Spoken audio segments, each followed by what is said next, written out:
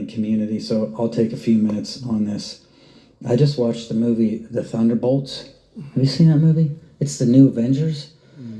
So it's Black Widow's sister, it's their dad, it's a Captain America who never actually became Captain America. He was like thrown away, but he was one of the... It's all these new Avengers that aren't really Avengers yet. But it's all these superheroes that are kind of disenfranchised, and through a series of events, they meet each other. So I'm not going to tell you the whole movie. I love preaching from movies because I'm absolutely convinced that God, who's the ultimate author, the best storyteller, the original storyteller, I'm convinced he just works his message into stories so that people who will never come to church, he can still preach to them. Because I would watch these kids' movies, I'm like, I would take my whole team. Jacob's been there, I think. We would take our whole team. That was part of our budget. When a kids' movie came out, our team would go to the movie theater in the matinee. It's like all the kids are in school and we're in the movie theater and we all have notebooks and we're taking notes on the movies, and then we build camps on the movies. And I just, some parents would get so mad at me. They're like, how dare you watch that movie? If you watch that movie in your house, you're going to open a door to the demonic.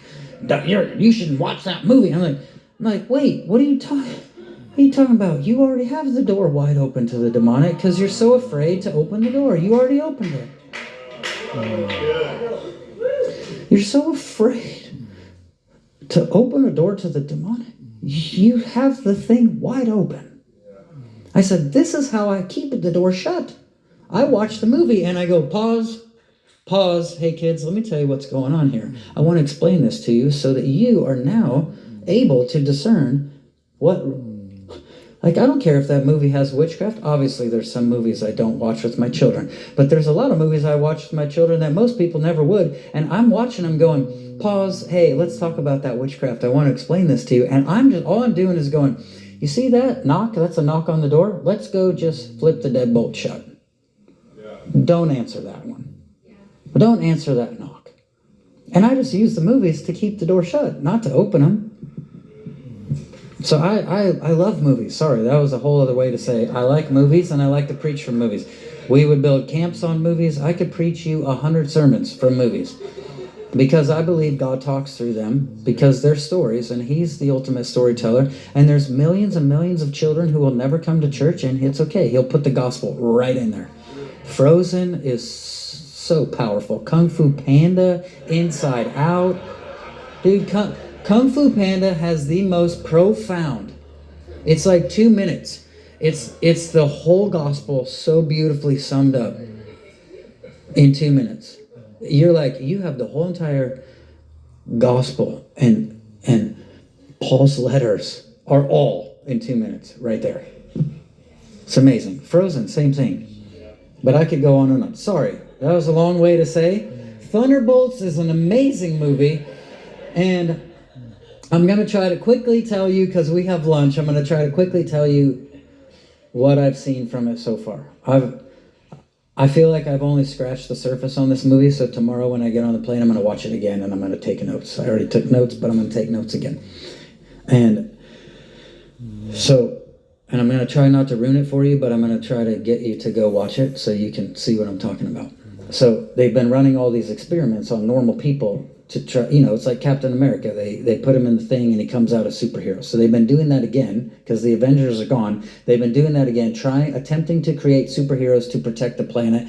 And so they've been failing all these experiments, but you get to this point where this dude shows up. There's way more to the story. So just keep that in mind. This guy shows up who was experimented on, and he has no idea how he got there. All he knows is like he wakes up in this place and he's walking around and all this stuff is happening, but he has no idea what's really happened to him. He has not yet discovered what actually happened to him when he went to sleep in this box thing, right? But when he wakes up out of this box, now you begin this little bit of a journey for him to discover what actually happened to him in the box. I mean, it's such a powerful picture of most of us wake up and someone's been experimenting on us, not the government, but a different government has been experimenting on us, And they put us to sleep in baptism and in the grave, and they put us to sleep, and we die to our old self, and we come back up in this newness of life, and we're walking around like, I don't really know how I got here or what happened, but all I know is I'm here. And we begin to unravel what's actually taken place already, and we begin to discover what we've been gifted with, what we've been given, who we are now. And this guy thought he was just a normal dude till he woke up, and he starts realizing like, oh, I can do some stuff. And then fast forward, there's just these scenes where you can tell whenever he touches someone, they immediately go into visions of past experiences that brought shame into their life. Like all he has to do, like he's grabbing them, pulling them up, like trying to help them, and they go into this vision of these shameful experiences from their past. And he doesn't even know what's happening yet, but they're going, what was that? He grabbed my hand, and I went right into shame.